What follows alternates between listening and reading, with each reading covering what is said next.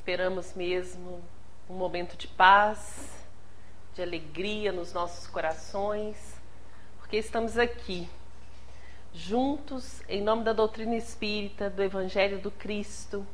Estamos aqui porque já reconhecemos nessa doutrina o motivo, o móvel, a forma de movimentarmos as nossas energias para o trabalho no bem.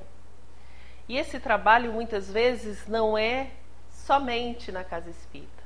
O grande trabalho que temos que fazer é em nós mesmos. O trabalho na casa espírita nos auxilia ao trabalho que temos que desempenhar no nosso interno, a nossa transformação moral. Transformar não é fácil, né? Muitas vezes doloroso, porque sair daquilo que a gente é, daquilo que a gente acredita, daquilo que a gente entende, para aquilo que a gente precisa fazer, é um esforço. Por isso que a espiritualidade nos diz, né? É um esforço, todos os dias, a todo momento, em toda fala, em toda ação, é um esforço. Por isso hoje a gente trouxe para conversar um pouco sobre a importância da doutrina espírita. Mas a importância da doutrina espírita para quem? Para onde? Para nós, para a nossa vida. Ah, mas a doutrina não é também para auxiliar o outro? É. Mas isso também é um movimento que fazemos para que possamos adquirir os conhecimentos que nos leve a transformar. Então, agir com o outro, estar com o outro, é uma oportunidade. Não é um sacrifício, é uma oportunidade que temos para adquirir melhores conhecimentos, repensar aquilo que fazemos para continuarmos a caminhada. Mas a gente começa pensando numa questão que está no Livro dos Espíritos, a 627. E isso é importante a gente lembrar, que todas as obras, né, a gente pode ler, a gente pode estudar, elas estão aí, é para isso mesmo. Mas se a gente não tiver uma base doutrinária forte, coesa, clara, todas as vezes a gente vai pegar um livro e ficar na dúvida. Será que isso aqui realmente é espírita? Será que o que está dizendo aqui está de acordo com Kardec? Por isso, todas as vezes, a codificação tem que ser a nossa base segura para que a gente possa avaliar tudo aquilo que nos chega. Porque pode ser o companheiro que eu mais amo, e ele chega e me diz algo que, se não tiver na codificação, não tiver de acordo com os ensinos dos espíritos, a Kardec, ao codificador, a gente vai continuar amando esse companheiro, mas aquilo que ele nos falou não é uma verdade espírita. Então a gente precisa ter a obra espírita atualizada na nossa bagagem, né, intelectual, espiritual, para que a gente possa buscar melhores caminhos. Não é para que a gente leve para o outro, olha o quanto eu sei a mais do que você. Isso também não interessa a cada um de nós. O que eu sei serve para mim. O outro vai buscar o dele. Ah, mas eu preciso levar a doutrina espírita para o outro. Sim, a gente precisa. Faz parte do nosso combinado com Cristo esclarecer todas as criaturas. Ele não falou? Ide, evangelizai todas as criaturas. Então faz parte do nosso combinado com Ele. Mas a gente não pode obrigar ninguém. Então por isso que eu posso levar, mas vai depender do outro querer receber. Mas nessa 627 do Livro dos Espíritos, que acabou agora em abril, fazendo 166 anos, muito novo, né? Se a gente pensar os livros que a gente tem das outras religiões, o nosso ainda é muito novo. E a gente, por pouco se dedicar, ou se dedicar às vezes, ainda é pouco conhecido por muitos de nós. Então a gente precisa fazer um trabalho aí da volta ao Livro dos Espíritos, porque muitas vezes a gente fala com um companheiro, entra no grupo de estudo do Livro dos Espíritos, mas de novo? Mas eu já estudei isso? Mas eu já li tantas vezes? Então vamos de novo. Porque cada vez que a gente amadurece, a gente enxerga mais profundamente o que está escrito ali. Então eu, quando tinha meus 10 anos, li o Livro dos Espíritos com o olhar de uma pessoa de 10 anos, com a vivência de uma pessoa de 10 anos. Hoje, com mais de 18, não vou falar quanto, com mais de 18, tenho experiência de mais de 18, olhar de mais de 18.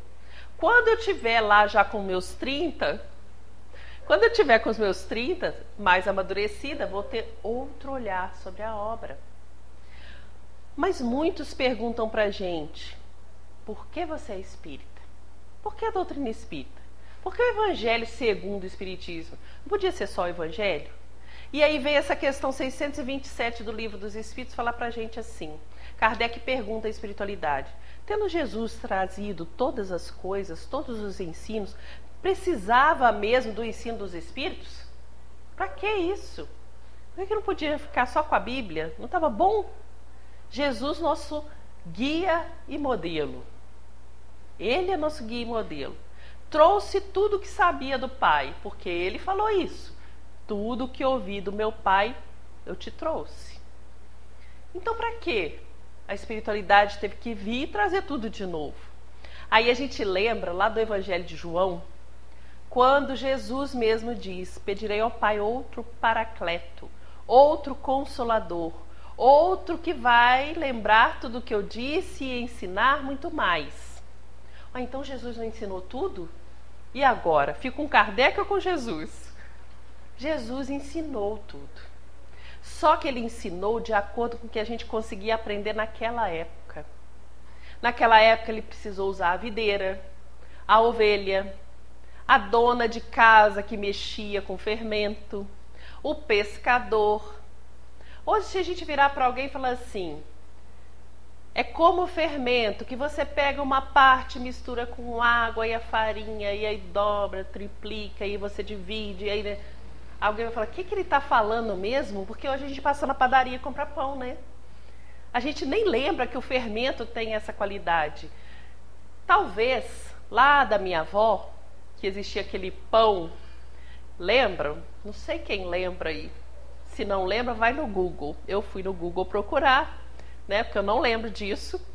E lá, estava falando assim pra gente, que você fazia essa massa, deixava levedar, depois você dividia em 3 partes, dava para as suas vizinhas as 2 partes, ficava com uma, e aquilo levedava de novo, e você tinha mais massa, podia dividir com mais companheiros, e assim era feito. Eu lembro da minha avó fazendo isso, ela tirava uma parte, fazia o pão da tarde, outra parte ela dava para a vizinha e a outra ela guardava para o dia seguinte, tá levedado de novo. Ela punha mais farinha e aquilo crescia de novo, no outro dia tinha mais pão. Fazia sentido para ela, mas para a gente hoje, para os jovens de hoje, a gente nem sabe o que é isso. E aí a gente entende o que a espiritualidade veio nos responder. Jesus empregava a linguagem e os exemplos daquela época. Fez-se necessário que a doutrina espírita viesse trazer a linguagem e a clareza deste momento. O quanto a ciência evoluiu. Naquela época eles ficaram assustadíssimos quando viram Jesus andando sobre as águas. Naquela época. Ficaram assustadíssimos quando viu Jesus ressuscitando Lázaro. Hoje, a gente sabe que Jesus não ressuscitou Lázaro. Que Lázaro passava uma doença e Jesus ali colocou fluidos através do passe, sem nem precisar impor as mãos, e Lázaro, retomando a sua força vital, voltou, comunicou, andou, falou, trabalhou mais um pouco, viveu mais um pouco e depois acabou desencarnando. Então a gente sabe que foi natural. Jesus não fez um milagre ali. Não foi sobrenatural, foi natural. Andar sobre as águas, hoje a ciência já mostra. Tem animais que andam sobre as águas. Por quê? A força que existe na superfície da água é capaz de suportar o peso. Depende do peso. E a gente sabe que o perispírito de Jesus era levíssimo, porque ele é um espírito puro. claro que ali também houve, né, uma modificação da superfície daquela água, porque os espíritos que são responsáveis pelos fenômenos da natureza podem fazer isso naturalmente. Eles fazem umas ligações mais fortes entre aquelas moléculas e pode caminhar. Tanto é que a gente vê, às vezes, a gente pensa sempre no inseto em cima da água que não afunda.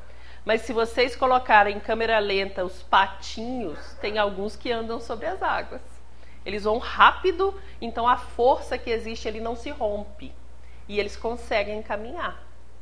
Vários. Cisne também costuma fazer isso. Eles estão aprendendo isso, né? Antes eles não faziam não, só nadava. Hoje eles estão aprendendo. Então a gente vai percebendo que muitas coisas vão sendo explicadas agora.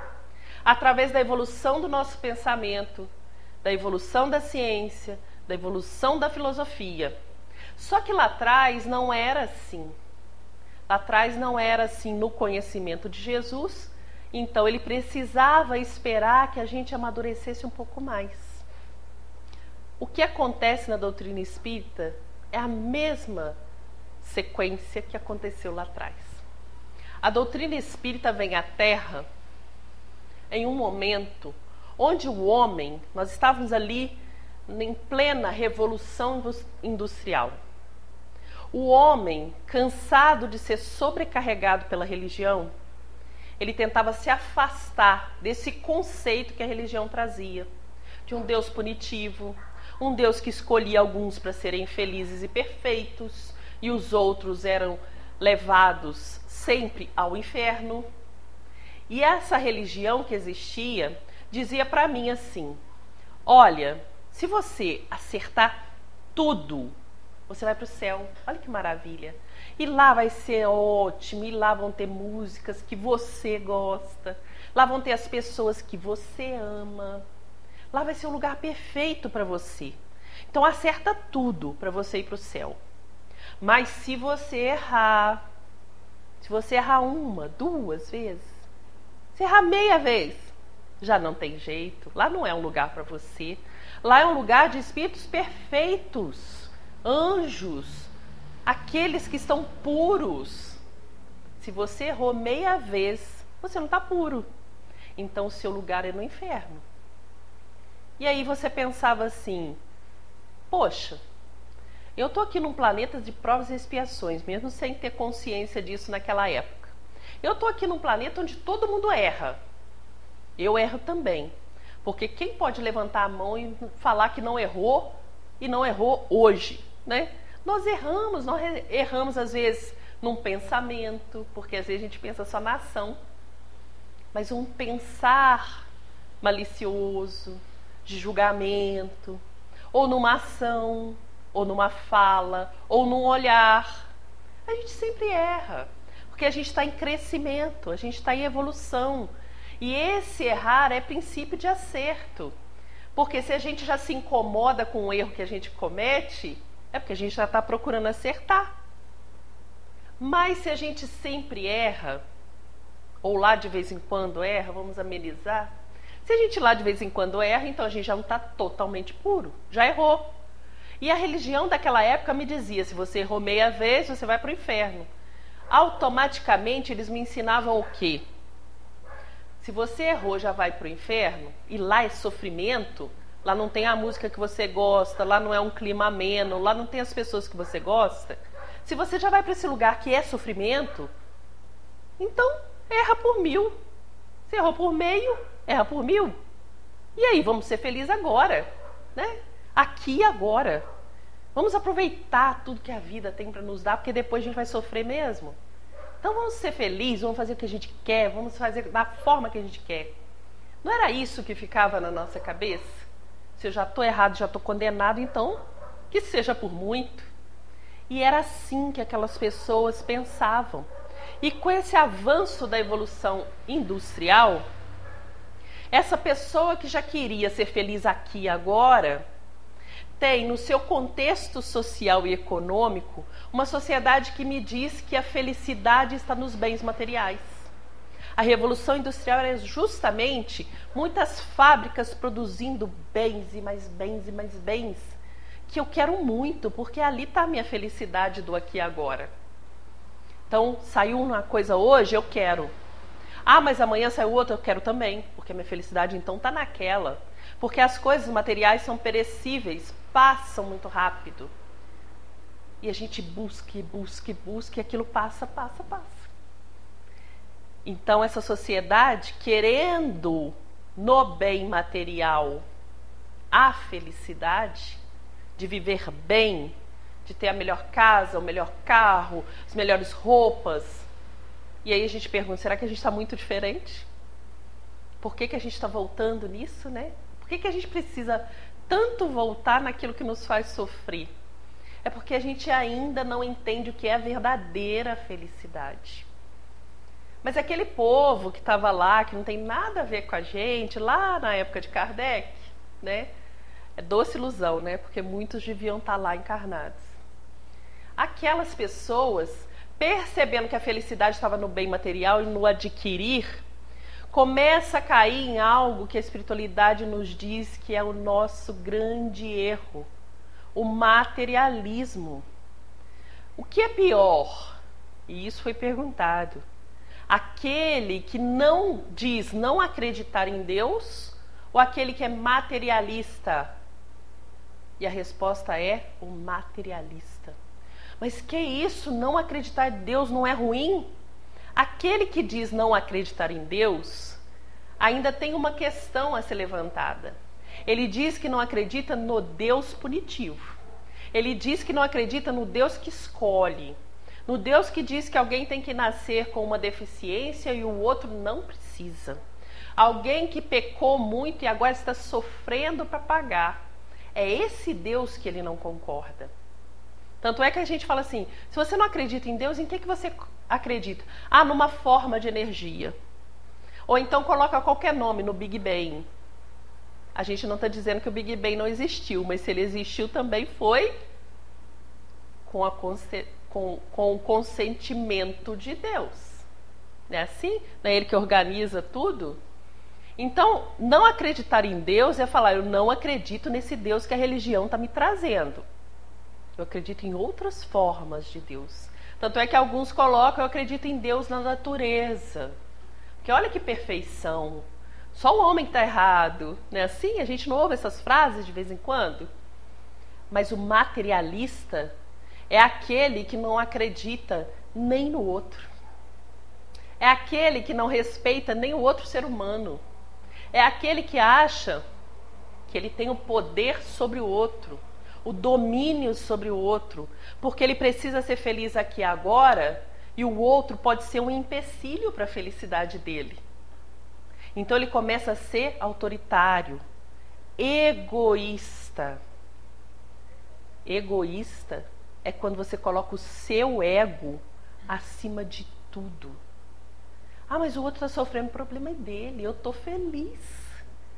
Ah, mas o outro precisa de ajuda, posso fazer nada, ele está sofrendo, deve ter algum motivo. Ele precisa disso para aprender. Não é assim? Esse é um egoísta.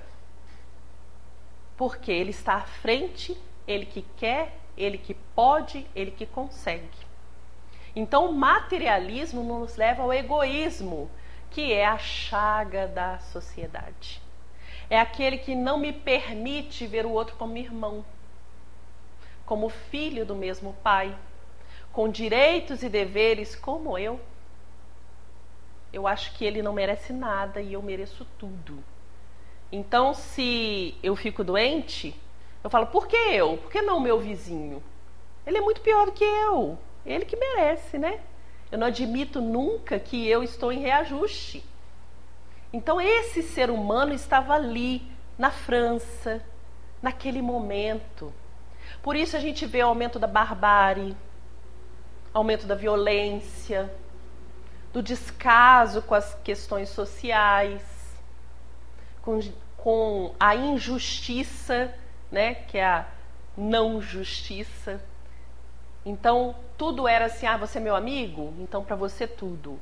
Você não é? Para você nada. É aquela questão, né? O amigo do rei. O amigo do rei tudo. Aquele que não é, pode ir embora daqui. Então a gente via essa situação. Quem era amigo do sacerdote da época, né? Que aí a gente vê a igreja católica ali muito forte. Quem era amigo daqueles ali tinha tudo. Era protegido. E aquele que trabalhava profundamente para que a sociedade tivesse os bens de consumo que eles queriam, esse só tinha que trabalhar. Aí imagina esse homem percebendo que ele precisava trabalhar muito mais. Porque para fazer uma revolução industrial, não existiam as fábricas, tinha que construir até as fábricas. Esse homem precisava trabalhar muito mais. Esse homem sobrecarregado de trabalho tinha tempo de pensar no seu lado espiritual? Não. Era de casa para o trabalho para casa, quando chegava em casa desmaiava porque no outro dia tinha que trabalhar mais. Salário pouco. Então a gente trabalha mais. Porque se a felicidade está no bem material, muitas coisas que eu produzo eu não posso comprar. Então eu preciso trabalhar mais. E não só eu, todos da minha casa. Então todo mundo trabalhando. Vamos trabalhando. Que dia que a gente para pensar que somos seres imortais? Nunca. A gente tem que trabalhar, tem que produzir. Então olha só o combinado, né? Felicidade nos bens materiais, desrespeito ao próximo e a gente afastado de Deus. Porque se eu não acredito no Deus que a religião está me trazendo naquele momento e eu me vejo trabalhando e não tenho tempo de repensar a minha vida, eu me afasto de Deus. Então esse homem afastado de Deus, materialista, egoísta, começa a sentir um vazio muito grande. E esse vazio muito grande aumenta o desrespeito entre as pessoas, entre as instituições, entre o querer. E a gente vai se perdendo cada vez mais, um vazio existencial grande. Será que a gente não está passando por isso de novo? Tem muitas pessoas reclamando de um vazio interno, né? Por que será? Porque a gente passou por um momento que a gente foi para dentro de casa repensar na vida. Só que aí vem a euforia que eu preciso sair, e eu preciso aproveitar a vida agora, porque eu acabei de ver que a vida é perecível, a vida corporal. Então eu tenho que aproveitar agora e não me importo se eu preciso respeitar aquele ou aquele, se eu tenho um combinado com esse ou com aquele, se eu tenho um compromisso com esse ou com aquele. Eu tenho que aproveitar e para isso eu preciso trabalhar mais, porque tudo que aparecer eu vou. Olha como que a gente fica nesse ciclo vicioso, né? Por que será? Porque às vezes a gente não para pensar. E é por isso que a doutrina espírita, quando chega à Terra, vem como filosofia. Mas Kardec, no princípio, não falou nem que era ciência, muito menos que era religião. Tá vendo? Vocês estão errando. Isso aqui é filosofia pura. Sim, é filosofia pura, mas é ciência pura, é religião pura, é natural, né? Tem até uma música que fala pura e natural. Veio como filosofia. Tá certo. Porque Kardec percebeu que o homem precisava primeiro pensar nele, pensar no que ele estava querendo, pensar onde ele estava colocando a razão da vida dele. Então ele tinha que pensar, e a filosofia é exatamente a ciência que nos convida a pensar. Pensar sobre tudo, todos os aspectos da minha vida. Como um ser espiritual, como um ser familiar, como um ser social, aquele que trabalha, aquele que estuda, aquele que quer crescer. Então ele convida primeiro a gente a pensar. E aí ele começa, o que é Deus? Porque Kardec, a gente fica imaginando assim, Kardec ia para o gabinete dele, sentava lá, olhava para cima e falava, o que eu vou perguntar agora, hein? Preciso fazer 1019 perguntas, o que eu vou perguntar? A gente pensa nisso, né? Mas essa sou eu. Eu que ia ficar sentado lá falando, o que eu pergunto, hein? Sem ideia nenhuma. Kardec não era assim. Como ele fazia essas perguntas, então? Ele era um homem da sociedade. Qualquer organização você encontra Kardec ali. A organização dos cientistas de sei lá o quê. Estava lá o nome dele. Porque ele era um homem da sociedade e por isso ele ouvia as dores que a gente estava passando, os questionamentos. Peraí, se o homem está afastado de Deus, por quê? Porque ele não está entendendo o que é Deus. Então vamos perguntar aqui, o que é Deus? Né? Se o homem está voltado muito para os bens materiais, vamos perguntar, o que é pior? O materialista ou aquele que não acredita em Deus? Então era da sociedade que ele tirava as perguntas. Por isso, quando a gente lê o Livro dos Espíritos, parece que está falando com a gente hoje. Porque eram questões que a gente já tinha naquela época. E aí a gente vê o quanto o Livro dos Espíritos é atualizado. E aí quando a gente ouve aquela frase que dói no fundo do coração, precisa atualizar essa obra aí, hein? E aí a gente vai lá tá falando de genética, lá tá falando de aborto, lá tá falando de suicídio, lá tá falando de ecologia. Aí fala, ué, a gente tá falando disso agora. A FEB agora em junho vai lançar uma campanha permanente sobre ecologia, agora. E o Livro dos Espíritos já tem. A campanha da valorização da vida, o Livro dos Espíritos já tem. Ah, mas estava escrito aqui, por que eu não vi? Porque me faltava amadurecimento. Eu lia como qualquer coisa. E depois que eu amadureci, eu vi que realmente o Livro dos Espíritos já falava sobre isso. Mas por quê? Porque essas dores não são novas. A gente lembra daquele caso do homem que ia pular da ponte lá na França.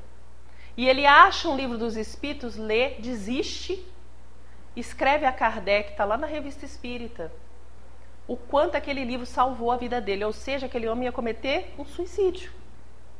O Livro dos Espíritos tirou essa ideia da cabeça dele quando mostrou que o homem é um ser imortal. Se dói aqui, dói do outro lado. Não é o corpo que dói mais ou menos. É o ser, é o moral.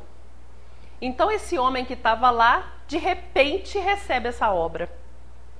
E ele percebendo que ele é um ser imortal, um ser espiritual, e o que ele faz aqui reflete no que ele vai ser depois, o que ele vai receber depois, ele começa a compreender que Deus não tem seus escolhidos. Que se a gente está passando hoje, é porque a gente escolheu antes. Porque sempre a gente tem vários caminhos, e não são só dois, não, né? Normalmente a gente vê aquele caminho assim, ó, direita ou esquerda. Não, a gente tem vários. A questão é que a gente resolve fazer umas curvas. E aí a viagem demora um pouco mais. A nossa diferença para Jesus, além da evolução moral, é que ele resolveu caminhar com mais retidão do que a gente. A gente pode vir para cá com algumas retas, mas se a gente resolve fazer um desvio, errar um caminho, a gente pode dar uma volta no bairro para ter que chegar aqui de novo, porque o nosso objetivo é chegar aqui. O objetivo do homem é chegar à perfeição moral. Mas será que todo mundo vai escolher o mesmo caminho? Será que todo mundo vai passar pelos desafios que estão no caminho da mesma forma? Alguns vão escolher pular por cima. Aí vai ter que fazer o esforço de subir e depois descer. Né? O cuidado de descer ainda. Outros vão fazer o retorno. Outros vão dar a volta. Cada um vai escolher a sua forma. Mas nós vamos ter que chegar no fim do caminho. Então o Livro dos Espíritos, quando chega a essa sociedade, tem que chegar como filosofia. Pensa aí. Será que Deus, que é amor, justiça, caridade, que traz para a gente leis divinas de trabalho, sociedade, de reprodução, e aí todas as leis que estão ali de destruição, espera, o que você está fazendo na Terra hoje vai refletir na sua vida depois, porque você é um ser da natureza. Ah, não, eu posso tirar todas essas árvores, que elas estão atrapalhando o trânsito. E depois a gente reclama do calor. A gente reclama que a gente espremeu o rio no meio da cidade. E aí de vez em quando ele transborda. Oh, mas a gente sabe, até pela geografia, e aí não é religião, que todo rio precisa da vazante. Da parte do lado, onde a água vai subir e depois vai descer. A gente vê isso na Bíblia. Rio Nilo. Ele subia, jogava do lado as águas, fertilizava, depois ele descia para o leito de novo e ia embora. Mas tinha sempre esse tempo. Aí a gente quer que o nosso nos obedeça e não faça isso. Fica aí no seu lugarzinho, porque eu tenho que passar na rua do lado. Não é assim, né? Nós somos integrantes da natureza. Só que a gente não lembra disso, só lembra quando o rio enche. E aí a gente sofre, e a gente reclama, e a gente briga com Deus de novo, e fala que a culpa é dele. Eu falo, não, eu só pus um rio para facilitar a sua vida. E agora você está reclamando comigo, né? Você que construiu a casa ali do lado, eu não falei que era para construir. Mas a gente não quer admitir. O livro dos Espíritos veio mostrar ao homem que ele é responsável por aquilo que ele faz e por aquilo que ele recebe. E aí a gente fica pensando, que revolucionário foi o livro dos Espíritos. Por isso a gente vê lá na Espanha, no Alto de Fé de Barcelona, queimarem os livros dos Espíritos. Porque era muita liberdade de pensar para esse povo. Como assim? Está escrito em um livro que eles vão poder comprar, que eles vão poder ganhar, que eles vão poder emprestar, e hoje em dia, baixar na internet? Não pode. Vamos colocar fogo nisso. E Kardec podia ter pedido esses livros de volta. Como escritor, e a gente sabe que ele foi codificador, mas para a sociedade comum, o nome que está na capa é do escritor.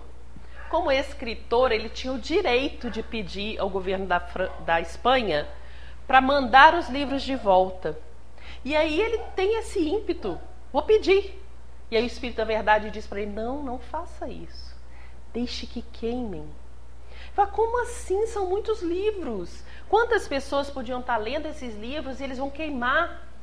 Deixe que queime. Cada cinza dessa que voar pelo céu vai chegar a um coração. E realmente foi o que aconteceu. Quando eles queimaram, essa notícia saiu para todo lado. E aqueles que não conheciam o livro dos Espíritos pensaram, eu vou ter que ler esse livro.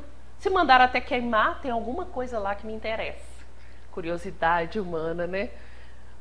Os espíritos amigos pegaram a gente pela curiosidade. E a gente foi lá ler o que estava escrito no livro dos Espíritos. E aí a gente encontrou toda essa verdade que liberta. Porque ele está aqui, quem quiser pode pegar e ler. E a gente fica pensando, então por que o grupo de estudo? Por quê? Se eu posso pegar e ler? Porque quando você está no grupo de estudo, um fala, outro fala, você concorda, você discorda, você pensa de novo, você vai procurar saber, você vai estudar outras ciências para complementar aquele conhecimento, e isso vai ampliando sua capacidade intelectual.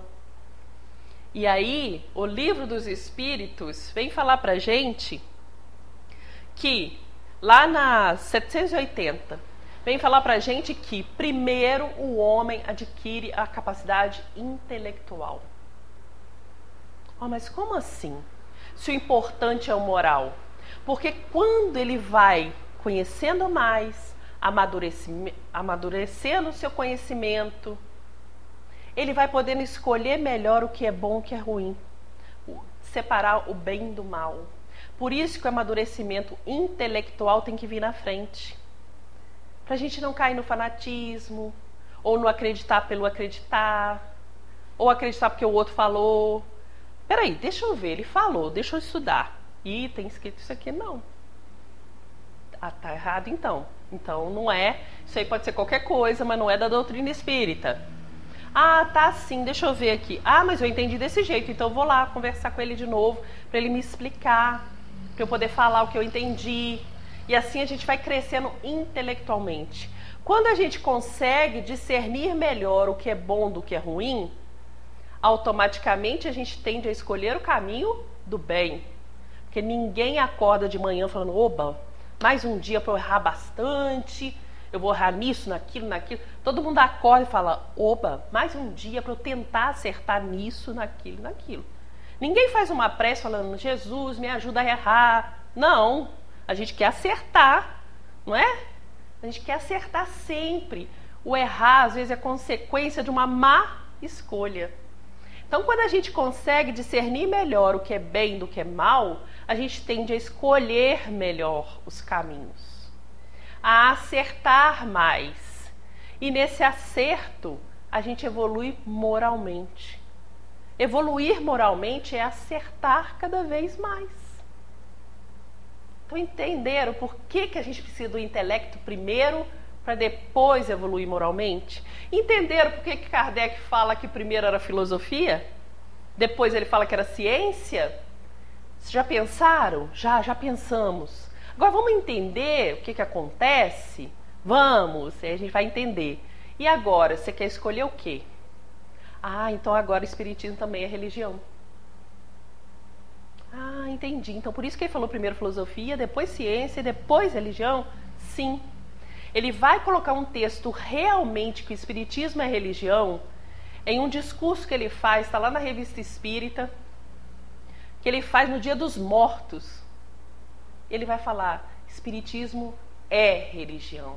É aquela que consola, é aquela que traz novos padrões morais, é aquela que nos dá indicativos de que caminho seguir. Isso é religião. Essa é a religião que a gente conhece. Não é de sacerdote, de dogma, de ritual. No espiritismo não tem nada disso. Ah, mas eu conheço uma pessoa que é muito inteligente, que é muito capaz, que sabe tudo de espiritismo, é por isso que eu sigo ela.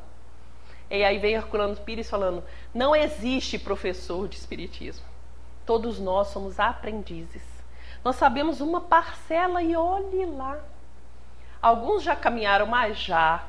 Mas será que eles também não podem falir? Podem. E aí eu tenho que seguir cegamente o que ele fala porque eu gosto muito dele? Não. Vai buscar você tem essa capacidade também. Você é um ser inteligente da natureza, nos diz o Livro dos Espíritos. Você tem capacidade de aprender e discernir. Então, todas as vezes que aquele que eu admiro me indicar um caminho ruim, eu vou ter bagagem para falar, não, peraí, até aqui ele foi bem, mas aqui já não quero ir com ele não, né? Não é que a gente vai largar ele para lá, deixar ele sozinho e ainda sair falando, ah lá, errou, viu? Não, não é isso. Mas a gente pode não dar o mesmo passo errado. E isso a gente tem liberdade de fazer.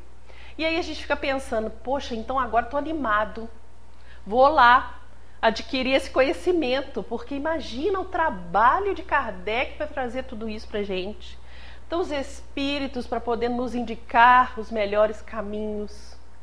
Daquelas pessoas que trabalhavam com ele, porque ele teve que deixar muito da vida dele para se dedicar à doutrina espírita.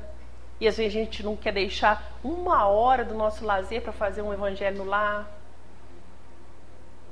Será que a gente pode deixar essas obras assim e falar, ah não, já li isso aí muito? Ou será que a gente precisa se dedicar? Porque se a gente deixa para lá e fala que já leu muito, a gente está negando algo que a gente sabe que é certo, a evolução de todos nós. Se nós evoluímos todos os dias, é porque a gente tem mais capacidade todos os dias. Mais potencialidades todos os dias para desenvolver. Então a gente precisa todos os dias estudar. Mas eu não tenho 3 horas para estudar todo dia. Não é 3 horas. Se você ouvir 5 minutos de doutrina espírita, você já tem motivo suficiente para fazer um dia novo. Às vezes uma mensagem de 2 linhas já é motivo para você mudar a sua trajetória. E aí a gente ficou muito animado e quer voltar a estudar a codificação. Porque aí depois eu posso ler Manuel Filomeno, Joana de Ângeles, Emmanuel, André Luiz, quem for, que eu sei o que está dizendo a codificação. Porque Emmanuel mesmo nos disse, se tiver dúvida, fica com Kardec. Se eu falar alguma coisa que não serve, fica com Kardec. Se Emmanuel falou isso pra gente, quem somos nós para não ficar com Kardec, né? Mas a gente precisa conhecer. O que Kardec trouxe pra gente, organizou pra gente? A gente animou, mas aí então, ó, vamos fazer o seguinte, vamos estudar só o Livro dos Espíritos, que é o primeiro, né? A gente hoje está tão acostumado com série, com trilogias, que a gente fala assim, não, o primeiro é mais fácil, os outros são mais difíceis. Tem que ver o primeiro para entender os outros. Então vamos ficar só com o Livro dos Espíritos, né? Os outros são difíceis. Céu e Inferno, não. Nem gosto de falar esse nome. A Gênese, não, só para cientista, não vou estudar essa também não. Livro dos Médios deve ser só para médio, então também não vou não. Evangelho, quando eu tiver assim com uma dor muito profunda, aí eu vou estudar o Evangelho. E aí, gente, Kardec, professor, né? Professor tem formas de educar os seus alunos discretamente. O que Kardec faz? Primeiro ele faz um livro de perguntas e respostas. Ou seja, aquilo que eu estou querendo perguntar já tem uma resposta. É uma metodologia. Se eu tivesse uma capacidade muito elevada, que eu não tenho, eu vou decorar, né, o número da questão, aí eu vou falar, todo mundo, nossa, sabe tudo. Não, decorei. Eu pego a cola aqui, porque nem isso eu consigo. Déficit de atenção é uma maravilha por conta disso, né? Você não guarda. Aquela que você está usando no dia, você sabe, depois se esquece. E isso é para a gente aprender a voltar lá. Peraí, eu sei que tem, mas aonde que está? Eu acho que a gente vem com déficit de atenção para isso, né? Espírita com déficit de atenção para poder estudar mais. Então, é para isso. Aí toda vez eu tenho que ir lá. Qual era a questão mesmo? Aí eu guardei uma, guardei outra, aí depois já esqueci aquela, já lembro a outra. Tá ótimo assim. Mas Kardec usa uma metodologia. Além de perguntas e respostas, ele começa o Livro dos Espíritos nos dando bases para todos os outros assuntos. E aí o que ele faz? Da questão 1 até a questão 62, ele coloca o que pra gente é a Gênese. Ele fala, então eu já li o Livro dos Espíritos, já tem a base da Gênese? Sim, a Gênese da codificação está ali. Você já leu a questão 1? Eu parei na 10. Já está lendo a Gênese, já está estudando a Gênese. Então você já não precisa mais ter medo da Gênese. Ai, que alívio, já posso ler o Livro dos Espíritos e a Gênese. Olha que maravilha. Mas aí o que Kardec continua fazendo? Continua escrevendo as questões. E a partir dali, quem está no Livro dos Espíritos? O Livro dos Médiuns. Olha, mas eu não sou médium. Sim, mas a mediunidade é natural em todos nós. Alguns vão vir com ela mais aflorada e outros menos. Mas todos nós somos médium em certo grau. Aquele que sente alguma intuição já é médium. Eu tive um pressentimento. Médium. Eu tive um sonho. Médium. Né? E aí a gente fala, não sou. A gente pode não ser aquele médium ostensivo que a gente via como Chico, como Divaldo, mas de certa forma somos. Então a gente precisa saber da base da nossa existência. E Kardec colocou ali discretamente no Livro dos Espíritos para a gente já estudar um pouco de mediunidade. Porque se não somos médiuns ostensivos agora, podemos ser numa próxima vida, num próximo momento. Se eu não sou até os 30, pode ser que depois dos 30, eu não sei qual que é a minha programação. E aí eu estou estudando só o Livro dos Espíritos. Se você for para a mediunidade, para a reunião mediúnica, aí você aprofunda no Livro dos Médiuns, nas obras subsidiárias, Manuel Filomeno.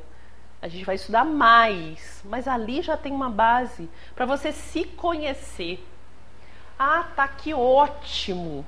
E depois, o que ele fez? Aí ele pega da questão 614 até a 919A, né? Que a gente sempre lembra que é Santo Agostinho falando para a gente fazer uma revista das nossas atitudes todo dia antes de dormir. Essa, de 614 a 919A, é o Evangelho segundo o Espiritismo. Você já está estudando o Evangelho quando você estuda o Livro dos Espíritos. Mas que parte é essa? Leis morais. As leis morais estão no Evangelho segundo o Espiritismo. E aí Kardec coloca as passagens do Cristo para basear o que está escrito lá no Evangelho segundo o Espiritismo. Tanto é que é nesse momento que a gente vê o homem de bem no Livro dos Espíritos e o homem de bem no capítulo 17 do Evangelho segundo o Espiritismo. Estão lá. E também está na Revista Espírita. Está lá. Então já posso ler Livro dos Espíritos, a Gênese, o Livro dos Médiuns, o Evangelho segundo o Espiritismo e o Céu e Inferno. O Céu e Inferno é da 919A até a 1019. As consequências dos seus atos aqui na Terra. no mundo espiritual. E ali ele vai trazer tudo que está já no céu e inferno.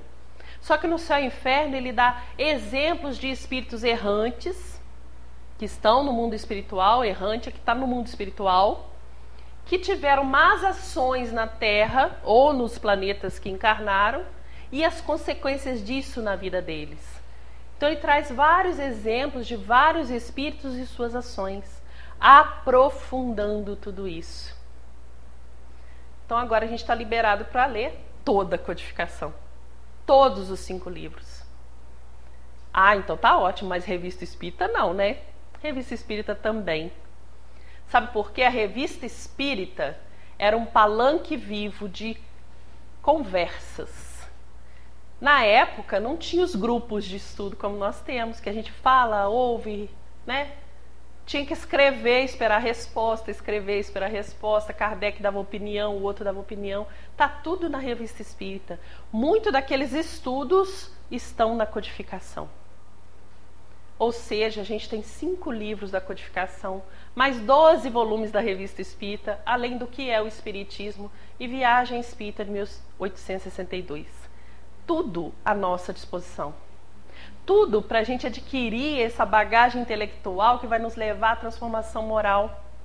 Imagina esse movimento na espiritualidade para nos fazer sair daquele ciclo vicioso que a gente esteve naquela época, que a gente está quase entrando de novo. E será que a gente quer de novo passar por isso? Será que a gente precisa de novo passar por isso? Esse vazio tão grande? Porque quantas vezes a gente ouve, eu estou com muita saudade de Jesus. Nós estamos, mas por quê? Porque ele está longe? Ou porque a gente está com um vazio tão grande que não consegue perceber que ele está aqui? Está aqui. Será que a gente se encontra sozinho no mundo? Ou a gente não está percebendo que o outro compõe comigo a humanidade universal? Eu não posso estar sozinha no mundo. Eu posso não ter conseguido encontrar o meu grupo de referência. Isso é diferente, é pelas afinidades. Mas sozinho, eu não estou. Quando a gente fala, eu estou com saudade de Jesus, a gente diz para ele, olha, eu não estou te percebendo. Quando a gente fala, eu estou sozinho no mundo, a gente diz para o Pai, olha, eu não sou irmão desses que estão aqui. E será que é isso que a gente tem que continuar fazendo? Ou a gente tem que começar a perceber o outro tão próximo? E aí poder acolher nos momentos que ele está triste, no momento que ele está com dificuldade, com um desafio grande, com o conhecimento que a gente tem. Não só de espiritismo, mas da vida. O Livro dos Espíritos não é um livro de religião, é um livro de vida. O que você tem que fazer na sua vida para você ser feliz? E não é isso que a gente tenta tanto, todos os dias, ser feliz? Eu quero que o dia hoje seja melhor do que ontem. E será que a gente não pode buscar aqui alguns caminhos para a gente ser mais feliz? Então, nesse mês que a gente terminou aí de abril, a gente sempre agradece a Kardec por ter se permitido influenciar por esses espíritos. A gente agradece aquelas pessoas que tiveram ali naquele momento de desafio, porque não foi fácil trazer uma religião tão nova à Terra. Uma religião que fala, olha, todo mundo é responsável por todo mundo. Aquele que não consegue trabalhar, tem alguém que pode te auxiliar. Isso está lá na lei de trabalho. Fazer voto de silêncio e ficar escondido no alto do morro, isso não é ser mais puro do que o outro que está ali, ó, na luta do dia a dia. Você que errou pode recomeçar, porque todo dia é uma oportunidade nova. Você não precisa ir para o inferno. E aí a gente também não precisa ir para umbral, não. É só a gente falar, não vou. Oh, mas é só assim? É. Ah, mas para você não ir, então o que que vai fazer? Vou mudar minha conduta. Porque o umbral é o quê? Criação da nossa mente. A nossa mente culpada cria um lugar de dor para que a gente possa estar ali achando que está melhorando. É a gente. Então, quando a gente fala assim, eu não vou mudar a minha mente, a minha conduta, A gente não precisa ir, não. Já pensou se você for esse espírito decidido a mudar? Mesmo que você tenha errado e chegue no mundo espiritual, a pessoa fala assim, olha, você errou. Se é que alguém vai falar isso pra gente, né? A gente mesma que se fala. Você errou. Aí você vira pra ela e fala assim, tá bom, errei. Então o que eu faço aí agora para poder consertar? Me dá aí um trabalho, me dá aí um estudo, me dá aí alguma coisa para fazer que eu não quero mais errar. Ele vai te deixar sofrendo lá se você está tão disposto assim? Não.